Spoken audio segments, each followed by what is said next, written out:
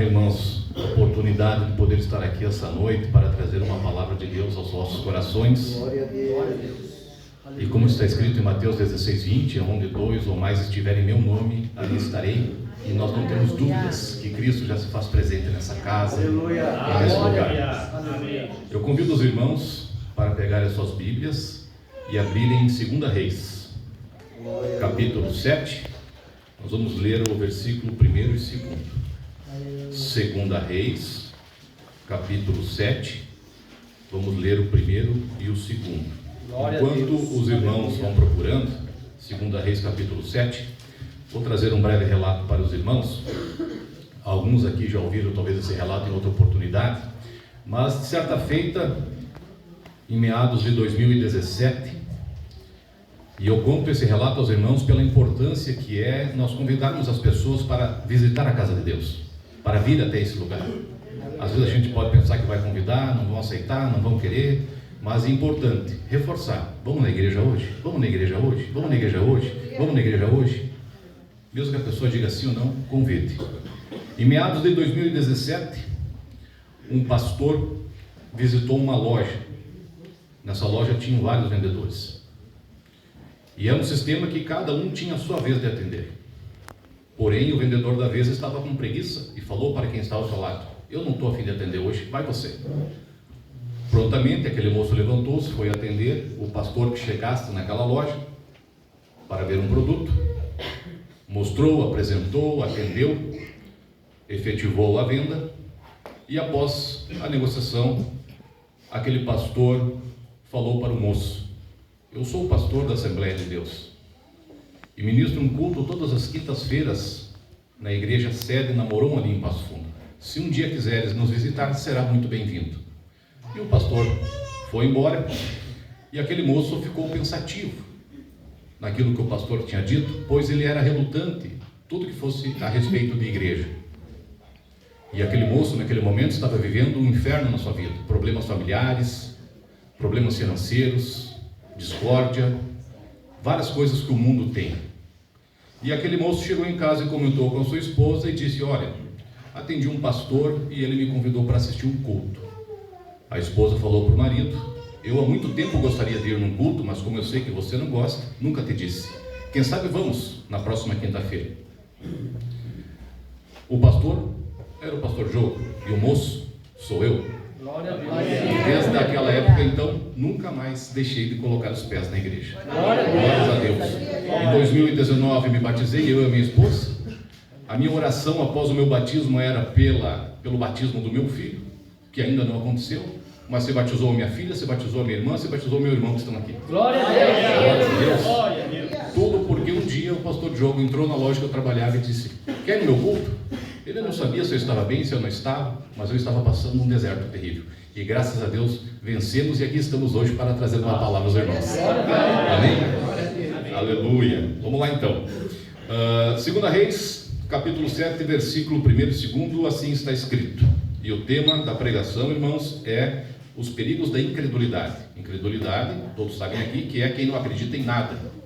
Então, temos que ter cuidado, temos que crer e acreditar. E assim está escrito a palavra de Deus. Eliseu prediz a abundância de viveres. Então disse Eliseu: ouvi a palavra do Senhor. Assim diz o Senhor: amanhã, quase a este tempo, uma medida de farinha haverá por um ciclo, e 2 medidas de cevada por um ciclo, à porta de Samaria. Porém, um capitão, em cuja mão o rei encostava, respondeu ao homem de Deus e disse: eis que ainda o Senhor fizeste janelas no céu, como isso poderia acontecer? E ele disse ao capitão, o profeta Eliseu: eis que tu verás com os teus olhos, porém não comerás. Amém, irmãos? Amém. Podem tomar assento, por gentileza. Aleluia. O tema da pregação é os perigos da incredulidade. Nós vamos tentar trazer uma palavra aqui para os irmãos. Lembrando, irmãos, que a atitude desse capitão incrédulo, que não acreditava em nada, remetia ao tempo que o povo estava vivendo naquela época na Samaria. A Bíblia nos diz que a Samaria estava cercada a mando do rei Ben-Hadad. que queria tomar aquele lugar.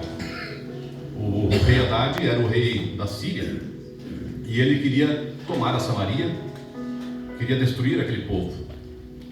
E continuando aqui na 2 Reis, no 6:24, diz o seguinte: e sucedeu depois disso que Ben-Hadad, rei da Síria, juntou todo o seu exército e subiu e cercou a Samaria. O rei Hadad tinha muita raiva do profeta Eliseu, porque tudo que o rei Hadad armava para destruir e para tomar a Samaria, quando ele preparava o seu exército, o profeta Eliseu já tinha ouvido o comunicado de Deus e já tinha se preparado para se proteger, para se esconder, para fugir do ataque do rei Hadad. O profeta Eliseu, pois sempre que orava, tinha um plano para proteger o seu povo. E, em contrapartida, o rei Hadad tinha outro plano para tentar prejudicar aquele povo. Mas o profeta Eliseu sempre recebia uma revelação de Deus para preparar o povo e se cuidar do ataque do exército do rei Hadad. Mas alguém veio aos ouvidos do rei Hadad e disse: olha, dizem por aí que Deus tem falado com o profeta Eliseu. E o rei Hadad duvidou, foi incrédulo e disse: não pode, talvez alguém do meu exército, algum servo meu deve estar passando informações privilegiadas, porque todas as vezes que vamos para atacar a Samaria, eles já estão preparados. E novamente falaram: foi Deus que falou com o profeta Eliseu e ele está protegendo o seu povo. Irmãos, em Lucas capítulo 8, versículo 17, a Bíblia nos diz que não há nada em oculto que não seja revelado. E tudo que for feito em oculto em sua vida será revelado pelo Espírito Santo. É óbvio, né, irmãos, para quem crê em Jesus. Então, é aquele velho ditado: a mentira tem perna curta, nada fica escondido. Você pode enganar o teu vizinho, você pode enganar o teu familiar, mas a Deus você não engana, você não esconde nada de Deus. Tudo que for feito em oculto está perante os olhos de Deus, e nós não vamos conseguir nunca esconder nada do nosso querido Pai. Irmãos, infelizmente existem pessoas que se alegram, né, com a destruição, se alegram com as dificuldades dos outros, queimam energia para ficar cuidando da vida dos outros. Da mesma forma que o rei Hadad ficava queimando energia para tentar destruir a Samaria, se alegrava com a tristeza daquele povo que até fome estava passando. Então, irmãos, esse aprendizado também nos vem aos nossos corações, que nós devemos vigiar, orar e vigiar, para gastar a nossa energia, gastar o nosso tempo para bênçãos, para nós, para a nossa família, para os nossos irmãos, em pensamento, em oração, em atitude. Nós nunca sabemos o que nós poderemos precisar no dia seguinte. Então, irmãos, às vezes temos que cuidar e vigiar para que o inimigo não use os nossos pensamentos, para que nós gastemos o nosso tempo e a nossa energia pensando na dificuldade e nos problemas dos outros, e sim cuidar da nossa própria vida. Voltamos ao texto. A Samaria estava cercada, sitiada pelo exército que estava querendo invadir aquele lugar. E aquele povo estava vivendo, irmãos, uma grande dificuldade. Estavam vivendo um enorme deserto. O povo estava passando fome, estavam passando dificuldades. Aqui em 2 Reis, capítulo 6, versículo 25, diz o seguinte: e houve grande fome em Samaria, porque eles que a cercaram, até que se vendeu uma cabeça de jumento por 80 peças de prata, e quarta parte de um cabo de esterco de pombos por 5 peças de prata. Irmãos, o exército do rei Hadad estava cercando a Samaria de tal forma que eles não estavam conseguindo receber alimento. Eles estavam passando fome, passando dificuldade, porque eles estavam tentando dificultar o máximo aquele povo para que eles se rendessem, se entregassem ao exército, chegando a ponto do povo comer esterco de pombo, cabeça de jumento. Então realmente eles estavam passando uma grande dificuldade. Só que naquela ocasião, Deus levantou um profeta. Na sua vida não será diferente. Deus também vai agir a seu favor. Quando você pensar que está passando por um deserto, quando você imaginar que está passando uma dificuldade, Deus vai se levantar e vai honrar a sua vida. Da mesma forma que levantou o profeta Eliseu para livrar o povo da Samaria das maldades do rei Hadad, Deus vai bradar na sua vida e vai te dar a vitória. Mas para isso, irmãos, nós precisamos crer e acreditar. Glória a Deus. Irmãos, o problema, sabe qual que é? Às vezes a gente se alegra quando ganha uma bênção, quando ganha uma promoção, mas a gente se alegra sem o coração. E é importante, irmãos, nós acreditarmos e confiarmos que quando a gente recebe uma bênção, recebe um presente, recebe uma promoção no trabalho, qualquer coisa que nos alegre, vem de Deus, vem do céu. Para nós que cremos, vem do céu. Para quem está no mundo, para quem é ímpio, eles não sabem nem de onde vem. Mas nós temos que agradecer ao Pai que está sempre nos entregando tudo aquilo que precisamos. E eu tenho certeza, irmãos, independente da situação que você se encontra hoje, eu não sei o que vocês estão enfrentando, o que vocês estão passando. Eu sei que muitos aqui vieram para agradecer pelas bênçãos. Muitos aqui vieram para orar a Deus. Muitos aqui vieram porque estão passando um deserto, uma dificuldade em casa, na família, no trabalho, na saúde. Mas eu tenho certeza que Deus vai cuidar de cada um de vocês. Que Deus vai honrar a vida de cada um de vocês. Mas para isso, irmãos, é necessário que vocês creiam, acreditem que o Pai cuida de nós.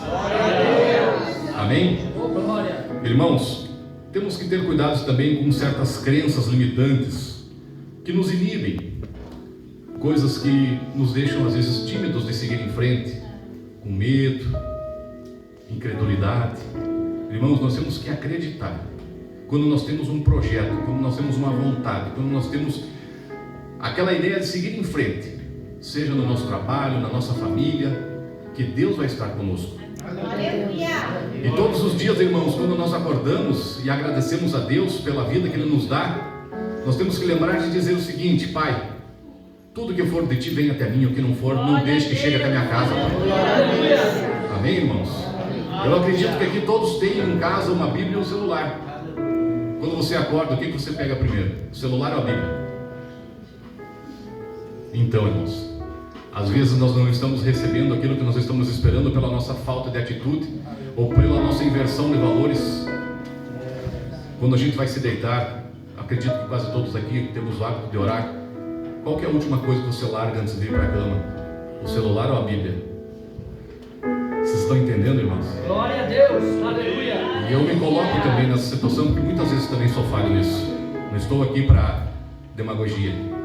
Só que às vezes, quando a gente sente que a bênção não chega, é porque nós estamos impossibilitando que ela venha até nós. Amém, irmãos? Seguimos aqui. O capitão do rei Haddad era uma pessoa muito inteligente, era uma pessoa astuta, uma pessoa que entendia de cálculos, entendia de matemática, era muito esperto.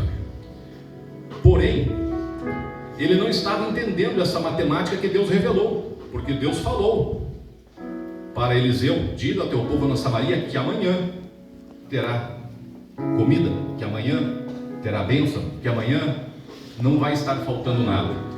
E o capitão do rei Haddad não estava compreendendo: mas como, se não tem nada, estão passando fome, estão comendo esterco de pombo, como que amanhã vai ter alguma coisa? Ele não estava entendendo mesmo com toda a sua expertise. A matemática de Deus é diferente, irmãos. A matemática de Deus é diferente. As bênçãos de Deus são incalculáveis. Aleluia! E nós temos que ter um certo cuidado de não querer entender a matemática de Deus, porque ela é inexplicável. Nós temos que apenas aceitar, orar e agradecer por tudo que Ele tem nos entregue. Irmãos, haverá um momento em nossas vidas que a conta não vai fechar. Haverá um momento nas nossas vidas que nós não vamos compreender aquela matemática. Nós não vamos entender o que está acontecendo, o que está ocorrendo na nossa vida familiar, no nosso trabalho. Como aconteceu em um certo momento da minha vida, eu dou mais um relato aqui. No final de 2020, na pandemia, eu trabalhava numa loja. A loja estava um pouco aberta, um pouco fechada por conta da pandemia, aquilo que todos nós aqui vivemos, e pela graça de Deus aqui hoje estamos. Nós éramos em 2 vendedores, e eu, pela graça de Deus, era o melhor, e eles me mandaram embora, me demitiram. Fiquei frustrado, preocupado. Liguei para o pastor Diogo: e agora, o que eu faço? Ele disse: ora, porque Deus, até para abençoar quando você trabalha sozinho, Ele abençoa diferente. Eu comecei naquela época a trabalhar sozinho, uma carreira solo, fazem 5 anos em dezembro agora, e graças a Deus tenho prosperado muito. Deus tem me honrado muito em tudo aquilo que eu tenho feito, na minha vida, na minha saúde, na minha família, na oportunidade de estar nessa casa. Então, irmãos, nós temos que crer, nós temos que acreditar e saber que às vezes quando a porta fecha na nossa cara, é pela vontade de Deus. Glória a Deus. Porque vai ter outra porta aberta ali na frente. Glória a Deus. Às vezes nós oramos e pedimos por alguma coisa, chega num certo momento, deu errado.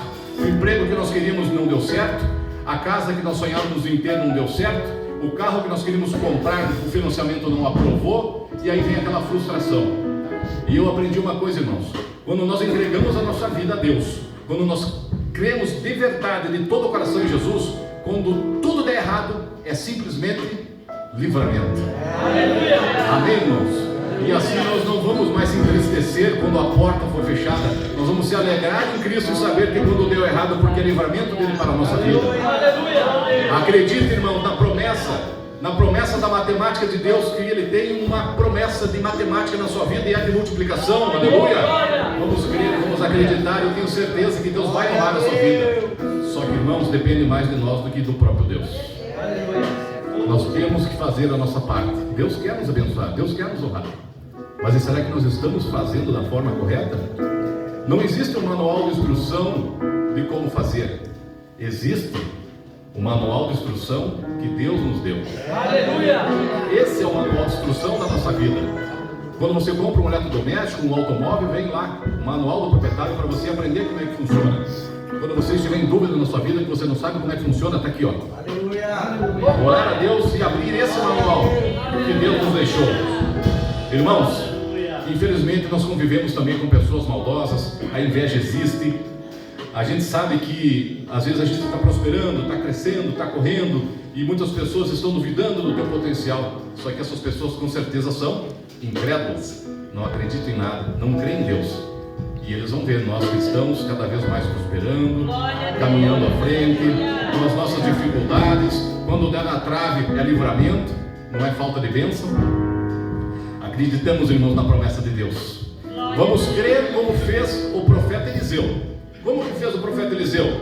Amanhã terá abundância, amanhã terá fartura, amanhã terá chuvas de bênção. Mas para isso nós temos que orar, nós temos que dobrar o nosso joelho, nós temos que acreditar que Deus é um Deus poderoso, é um Deus de fartura, é um Deus que vai entregar aos seus filhos tudo aquilo que os seus filhos realmente merecem. Porque nem tudo aquilo que nós queremos, irmãos, nós precisamos.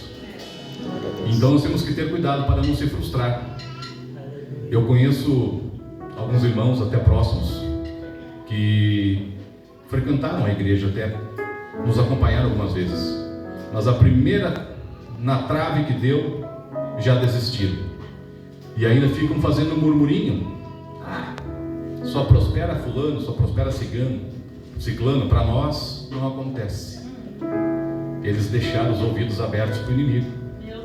E é isso que nós temos que cuidar, irmãos.